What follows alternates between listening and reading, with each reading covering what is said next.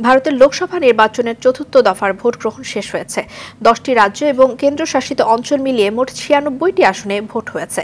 এ পর্যায়ে লোকসভা নির্বাচনের সাথে দক্ষিণ ভারতের অন্ধ্রপ্রদেশের 175 আসন এবং পূর্ব ভারতের ওড়িশা রাজ্যের 28 বিধানসভা আসনেও ভোট হয়। এ দফায় ভোট যুদ্ধে প্রতিদ্বন্দ্বিতা করে সমাজবাদী পার্টির অখিলেশ যাদব, ক্রিকেটার ইউসুফ পাঠানের মতো হেভিওয়েট প্রার্থী। চতুর্থ দফায় সারা ভারতে ভোটের হার 62.31%। বিস্তারিত শাহাদাত শাওনের রিপোর্টে।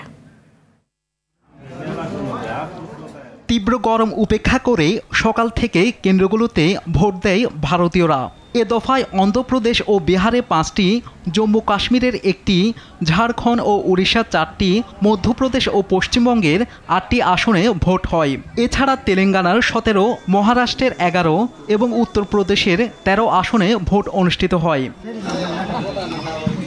চতুর্থ দফায় ভোটের হেভিওয়েট প্রার্থী তালিকা ছিলেন সমাজবাদী পার্টির অখিলেশ যাদব, কেন্দ্রীয় মন্ত্রী গিরিরাজ সিং, তৃণমূল কংগ্রেসের মহুয়া মৈত্র, কংগ্রেসের অধীর চৌধুরী, ভারতের সাবেক ক্রিকেটার ইউসুফ পাঠান।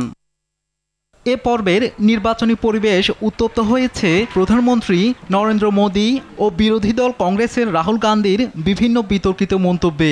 এ নিয়ে বিজেপি ও কংগ্রেসের সভাপতিকে নোটিশ পাঠিয়েছে নির্বাচন কমিশন। এদিকে বর্ধমান, পূর্ব আসানসোল, বহরমপুর সহ বেশ কিছু এলাকায় ভাঙচুর ও সংঘর্ষের ঘটনা ঘটেছে।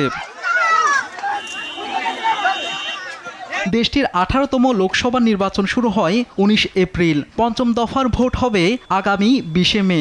ষষ্ঠ ও সপ্তম দফা ভোট শেষে ফলাফল ঘোষণা করা হবে আগামী 4 জুন।